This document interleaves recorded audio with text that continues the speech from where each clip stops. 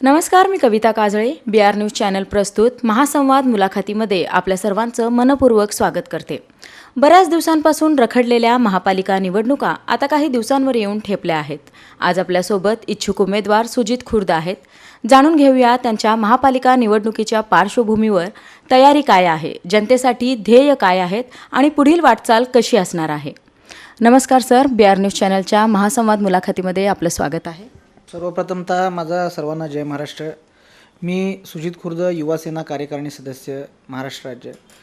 युवासेनेच्या माध्यमातून आणि शिवसेनेच्या माध्यमातून मी एकनाथ शिंदे साहेबांच्या माध्यमातून आज प्रभाग क्रमांक 5 असेल आणि प्रभाग क्रमांक 7 असेल, इथून दोन्हीकडून मी इच्छुक आहे. प्रभाग क्रमांक 5मधून सर्वसाधारण पुरुषमधून इच्छुक आहे आणि प्रभाग क्रमांक 7मधून माझी मिसेस सौ राणी सुजित खुर्द या महिलांमधून इच्छुक आहेत. आणि दोन्हीकडं माझं युवासेनेचं माझं नेटवर्क आहे.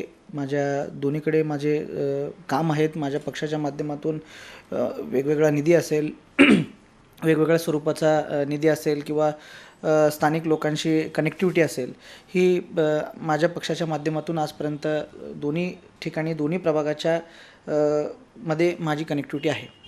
आणि भौगोलिकदृष्ट्या दोन्हीही प्रभाग तसे महत्त्वाचे आहेत आणि खूप वास्ट आणि खूप मोठे आहेत. जसं प्रभाग क्रमांक 7 जितका सोलापूरसाठी महत्त्वाचा आहे, तसाच प्रभाग क्रमांक 5 देखील त्या ठिकाणी महत्त्वाचा आहे. मागील नगरसेवकांनी त्या ठिकाणी काय विकास केला असेल 5मध्ये किंवा काय नाही केला असेल, त्याची उणीव किंवा त्याची जे काय आहे, आम्ही निश्चितपणे येणाऱ्या काळामध्ये आम्ही भरून काढू. यापूर्वी तुम्ही सामाजिक, राजकीय कोणकोणती कामे केली आहेत, जनतेला काय सांगू इच्छित? ताई, तुम्हाला मी सांगायचं झालं तर 2014पासून मी युवासेनेच्या माध्यमातून, म्हणजे सन्माननीय आदित्य ठाकरे साहेबांनी ज्या वेळेस युवासेना स्थापन केली त्या दिवसापासून आदित्य साहेबांच्या असेल किंवा त्यांच्या नेतृत्वाखाली आमचे सन्माननीय पूर्वेश सरनाईक साहेब असतील, आमचे सध्याचे कार्याध्यक्ष, त्यांच्या मार्गदर्शनाखाली मी युवासेनेचं 2014पासून त्या ठिकाणी काम करतो आहे. वेगवेगळे विविध आंदोलने असतील किंवा विद्यार्थ्यांचे विद्यापीठातले प्रश्न असतील किंवा आपल्या महिलांचे प्रश्न असतील, वेगवेगळ्या ह्याच्यातून आम्ही आज इथपर्यंत आलो आहे की म्हणजे ह्या प्रवासाला साधारणपणे 10 वर्ष झाली. ह्या प्रवास करत असताना तुमच्यासारख्या आपल्या मीडियाच्या माध्यमातून यावेळेस प्रसिद्धीची निश्चितच आम्हाला त्याचा फायदा झालेला आहे. जनतेसमोर कोणते मुद्दे घेऊन तुम्ही समोर येणार आहेत? जनतेसमोर सांगायचं झालं तर आमची संकल्पना हीच असेल की जसं स्मार्ट सोलापूर आहे तसंच एक स्मार्ट प्रभाग त्या ठिकाणी आपल्याला करायचा आहे. म्हणजे उदाहरणार्थ आपण घेऊयात की म्हणजे विद्यार्थ्यांसाठी वायफाय झोन असेल, जे UPSC MPSC करतात त्यांच्यासाठी अभ्यासिका, मोफत अभ्यासिका त्या ठिकाणी असेल. एकनाथ शिंदे साहेबांच्या माध्यमातून ठाण्यामध्ये असे एक वेगवेगळे म्हणजे कन्सेप्ट त्या ठिकाणी झालेले आहेत की तिथले तुम्ही जर अभ्यासिका बघितलात तर आपण विचार करू शकणार नाही इतके ॲडव्हान्स टेक्नॉलॉजीचे त्या ठिकाणी अभ्यासिका झालेले आहेत, जेणेकरून आपले इथले विद्यार्थी असतील किंवा आपले इथले जे परीक्षार्थी असतील, जे ॲस्पिरंट्स असतील, त्यांना सगळ्यांनी हे बघा, सगळ्यांची परिस्थिती काय, सगळ्यांची पैसे देऊन किंवा हे अशी करून काय परिस्थिती नसते. काही लोक त्याच्यामध्ये आपलं कष्ट करून किंवा काय करून करत असतात आणि ते खरंच स्कॉलर असतात. तशा लोकांसाठी धर्मवीर आनंद दिघे अभ्यासिका ह्या नावाचं एक कन्सेप्ट त्या ठिकाणी आम्ही निश्चितपणे शिवसेनेच्या माध्यमातून सोलापूरमध्ये येणाऱ्या ह्या इलेक्शनमध्ये आम्ही आमच्या मॅनिफेस्टो, आमचा जो काही अजेंडा आहे त्याच्यामध्ये आम्ही देऊच. आणि पण ज्या ठिकाणी जी अभ्यासिका आहे ती ॲडव्हान्स, अद्ययावत आणि विद्यार्थ्यांसाठी निश्चितच चांगली एक म्हणजे कॉम्प्युटराईज त्या ठिकाणी एक अभ्यासिका आपल्याला तयार करण्याचं हे एक मेन मोटो आहे.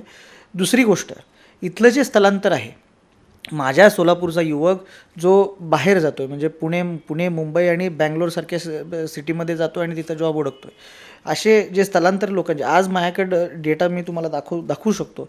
जवळपास 16,000 ते 17,000 लोक, युवक आणि युवती आहेत, जे सोलापूरला यायचं आहे त्यांना.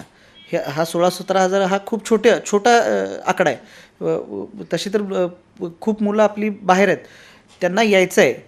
त्यांना इथं काम करायचं आहे, इथला पैसा इथंच त्यांना घालायचा आहे. ते काय म्हणजे पुण्या मुंबईला जाऊन ते काय खुश नाही आहेत किंवा काय नाही.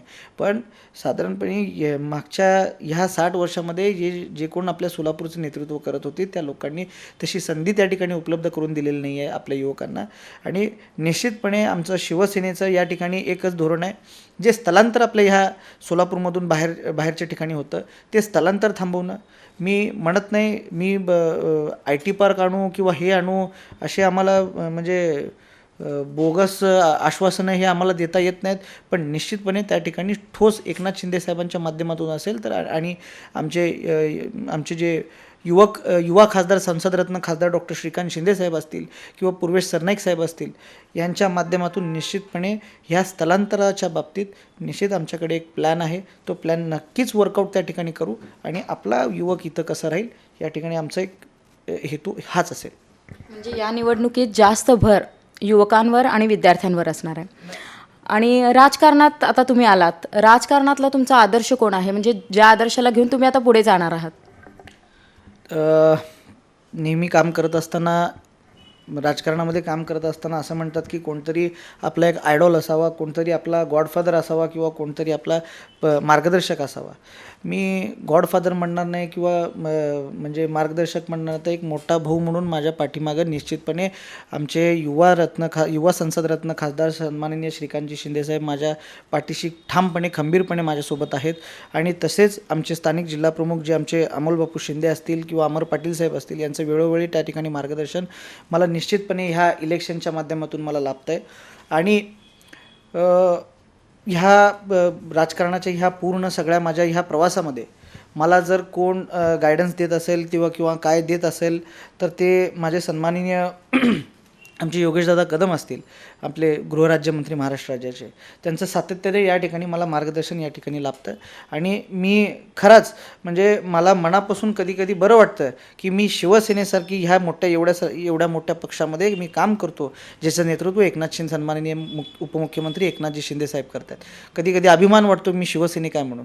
माझ्याकडं पद असो वा नसो, पण सगळ्यात मोठं बाळासाहेबांनी जे पद दिलेलं ते शिवसैनिक, ते कायम मरेपर्यंत माझ्यासोबत राहणार आहे. जनतेने तुम्हाला मत द्यावं, का द्यावं, एका वाक्यात सांगा. विजन, एवढंच सांगेन. आणि जनतेकडून तुमच्या काय अपेक्षा आहेत? जनतेकडून एवढ्याच अपेक्षा आहेत की जनतेने कुठल्याच भूलथापांना बळी न पडता कुठल्याही गोष्टींना म्हणजे मोठमोठे आश्वासनं देतील, हे करतील. युवकांना संधी द्या, नवीन चेहऱ्यांना संधी द्या. आता काही लोकांना कसं झालं आहे, काय म्हणजे काम करतायत नाही करतायत त्याच्याशी घेणं देणं नाही आहे काही लोकांना. मेन मुळात म्हणजे पैसे देतायत तर बिंदास्त घ्या, पण मतदान काम करणाऱ्या माणसालाच करा. काय पैसे काढतायत हे करा, घ्या आणि काम करणाऱ्या माणसालाच मतदान करा.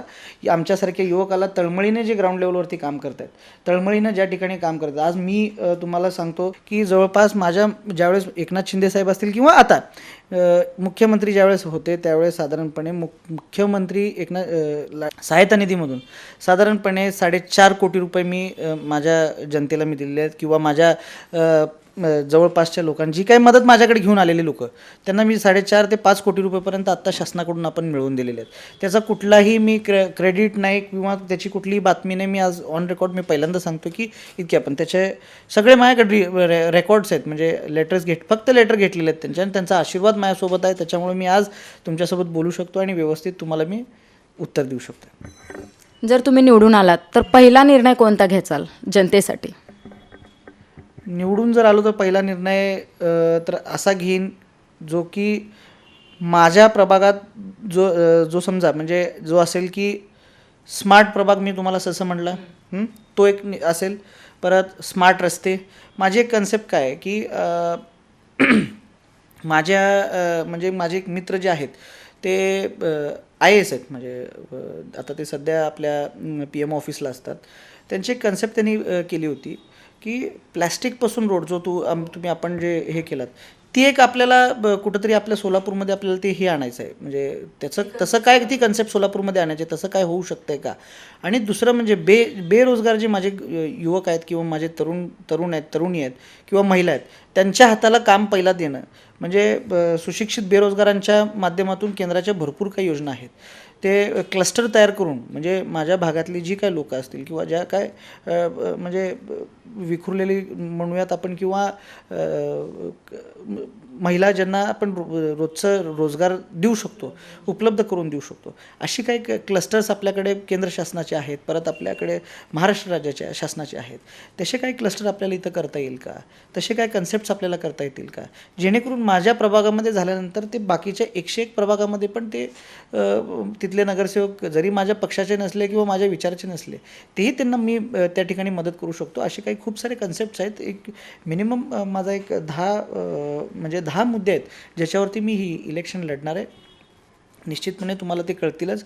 आणि येणाऱ्या काळामध्ये शिवसेना हा सर्वात मोठा पक्ष या ठिकाणी आमचा असेल, एवढं मी ग्वाही देतो.